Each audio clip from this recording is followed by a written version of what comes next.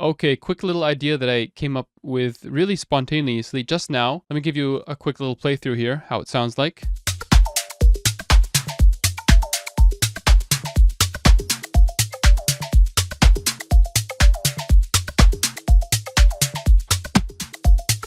It's just so weird, dude. So on this instance, I have Playbeat 4, which is like this new generative drum synth, man. It's just coming up with a simple hi-hat clap groove.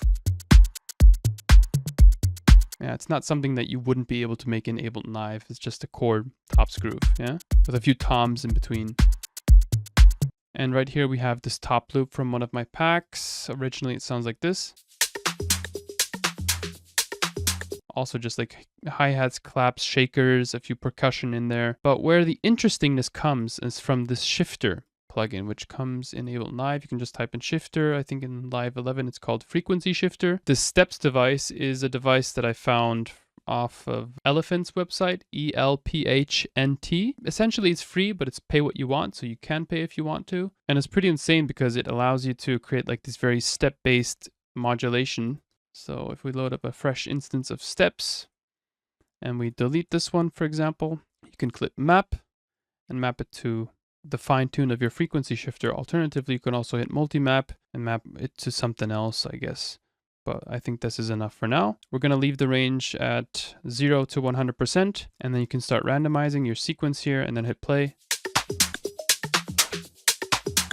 I think this is interesting because it introduces not only a more tonal aspect to your drum sounds, but it also keeps the drum sound clean. Like it doesn't alter the character completely because we're working with the frequency shifter, which is this device.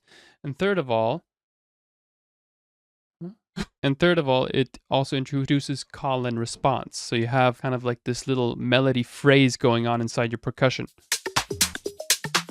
Dum dum dum dum dum dum dum.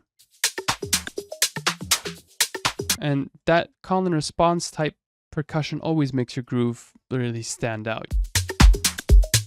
And before that, it's just a little less pitch variation going on with that little clavier sound. Or whatever it is. You could also set it to wide, which introduces a lot more stereo information, but you want to make sure that you don't have any of that bass in the stereo field.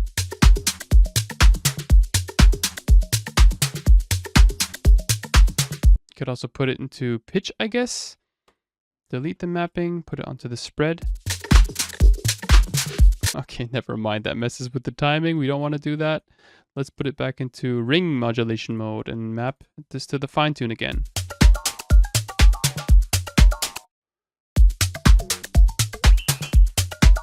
I mean, you could go into multi-map, map it here, and then create some really weird stuff from that.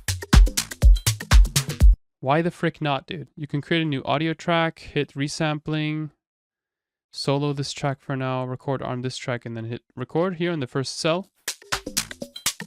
And just let it run through. And change it to pitch. Map this to the fine tune. Change it to frequency. It's already mapped. And then hit randomize.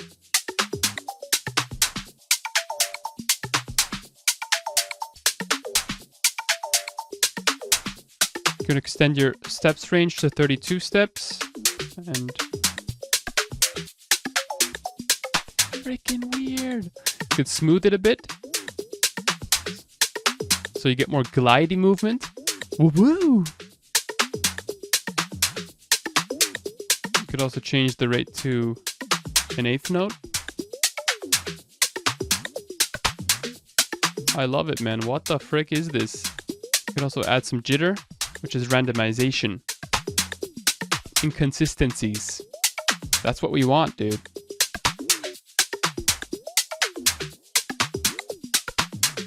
And the depth is like the mix, yeah?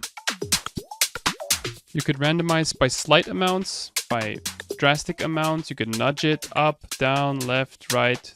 That's this device explained. Simple, practical, straight to the point.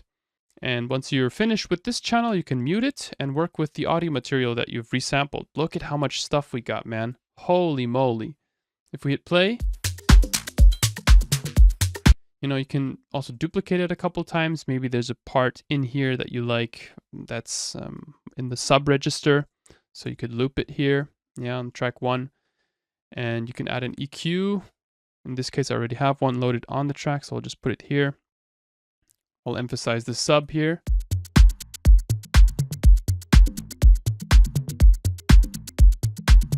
And let's say on the second track I hit play. And I select a different part of my sound. Let's say in the middle over here, hit Command L. Or somewhere here. Yeah, that's where we got that wobbly action. And you can continue repeating that process as many times as you'd like. Maybe there's a section at the very end that you can add as an additional layer to your sound. Yeah, maybe just like the very, very top end on this track, so we just filter out the rest.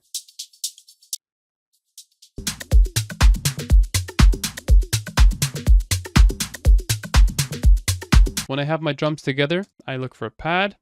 I'll type in pad. Maybe go for something a little more ambient here. And I'm inspired to start my track this way, you know? And here we go.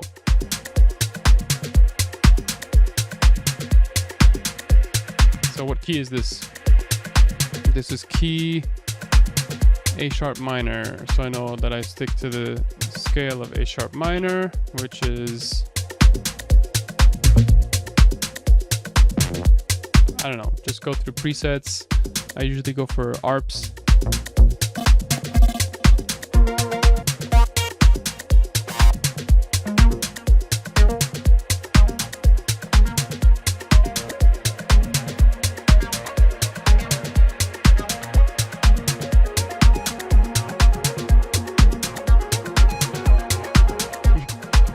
Yeah, that's that, guys. Thank you so much for watching. I will see you in the next video. Peace.